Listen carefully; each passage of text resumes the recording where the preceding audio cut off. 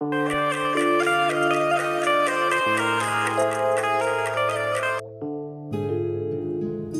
कलिजुग पई आम धर्मग्रंथ एही कथा कहुଯାଇଛି जे चिरंजीवी श्री हनुमान द्वारा अन्य भक्तंकर चिरकाल पर्यंत रक्षा करा जिवो। श्री हनुमान ही एमिति देवता जी अनन्य भक्तंकर कष्ट को देखि परिबे नहीं। हनुमान पर्यंत पहुँचवाकू एमिति एक चमत्कारी पाठ धर्मग्रंथ कहुଯାଇଛି जहा द्वारा आपण हनुमान सह सहजरे जोड़ी होई परिबे। ताहा हेउची हनुमान चालीसा। तेबे आसंतु जानिबा हनुमान चालीसा नियमित पढ़िले एही चारोटी घटना निश्चित घटी थाए। घटना विषय जानिबा परे कमेंट रे जय श्रीराम जय हनुमान निश्चित लिखंतु। तेबे चलंतु जानिबा लाभदायी घटना गुड़िक जहा आपनक जीवन सह प्रत्यक्ष रूप से जोड़ी होईची।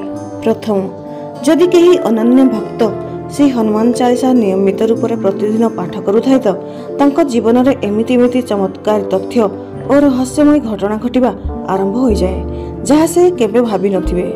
जेउ साधक श्री हनुमान चालीसा पूरा मन क्रम वचन रे जदि पाठ करती एमिति साधकों को किछि समय परे सही साधक को हनुमान स्वयं आभास होता है। यही कथा हेउची बहुत रहस्यमय। यह केवल सही साधक जानती जी हनुमान चालीसा नियमित पाठ करती और यही क्रम को से जारी रखिछंती। हनुमान चालीसा पाठ करने पूर्व निजको स्वच्छ रखिबा और स्वच्छ जगार निर्धारित करने आवश्यक जो कौन प्रकार बाधा आसुनथिबो।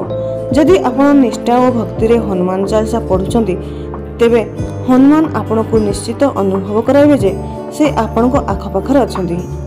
हनुमान चालीसा सबुदिन पढ़िले हनुमानकर कृपा प्राप्त हेबा सह श्रीरामकर मध्य अनन्य कृपा मध्य प्राप्त हेबो। द्वितीय, जेमिति आपण हनुमान चालीसा सह निजको जोड़ी देबे एपरिक जदि दिने हनुमान चालीसा पढ़ी न पारिल तेबे आपण को भीतर बहुत व्याकुलता अनुभव हेबो जेमिति आपण को जीवनर मुख्य भाग हरई देल। एमिति प्रेम आपण को हनुमान चालीसा सह होई जिवो।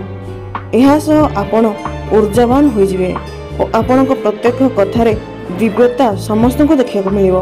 आपण को वाक्य बहुत सिद्ध होई जिवो काहेकि ना स्वयं हनुमान चालीसा रे एहा वर्णित जे अष्ट सिद्धि नौ निधि के दाता असबर दीन जानकी माता अर्थात स्वयं श्री हनुमान को अष्ट सिद्धि प्राप्त होईची।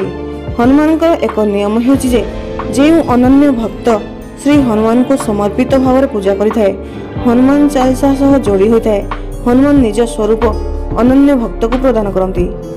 तांको तेज तांको शक्ति मध्य सही अनन्य भक्त ठारे देखिबा को मिलिथाए।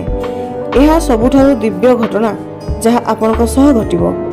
किंतु एही कथार आपन को ध्यान रखिबा को हेबो कि आपण जेबे हनुमान चालीसा पाठ करिवे सही समय श्री हनुमान को सहृदय स्मरण करी पाठ करबा आवश्यक।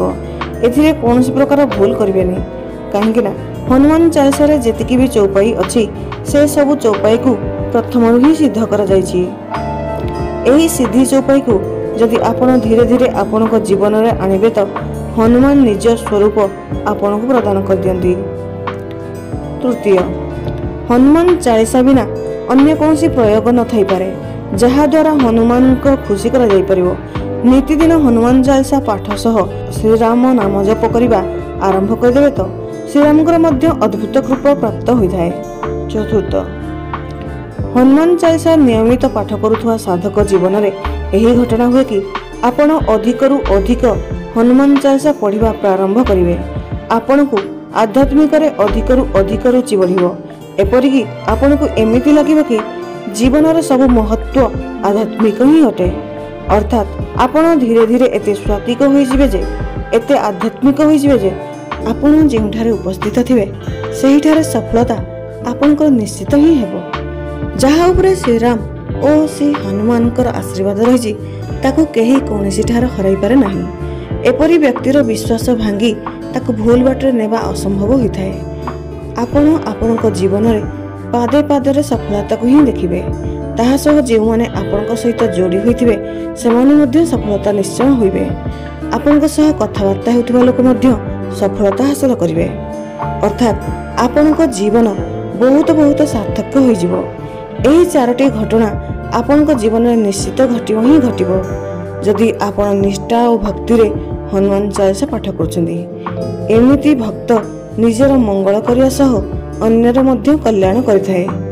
ଯେଉଁମାନଙ୍କ ସହ ଯୋଡ଼ି ହେବ ସେ ସମସ୍ତଙ୍କର ଡଙ୍ଗା ମଧ୍ୟ ଆପଣଙ୍କ ପାଇଁ ପାର ହୋଇଯିବ। ତେଣୁ ହନୁମାନ ଚାଳିଶାକୁ ଜୀବନର ମୁଖ୍ୟ ଭାଗ କରନ୍ତୁ ଓ ଜୀବନକୁ ଶକ୍ତି ପ୍ରଦାନ କରନ୍ତୁ। ଆପଣଙ୍କୁ ଭିଡ଼ିଓଟି ଭଲ ଲାଗିଲେ please like, comment, share and subscribe କରନ୍ତୁ। ଜୟ ଜଗନ୍ନାଥ।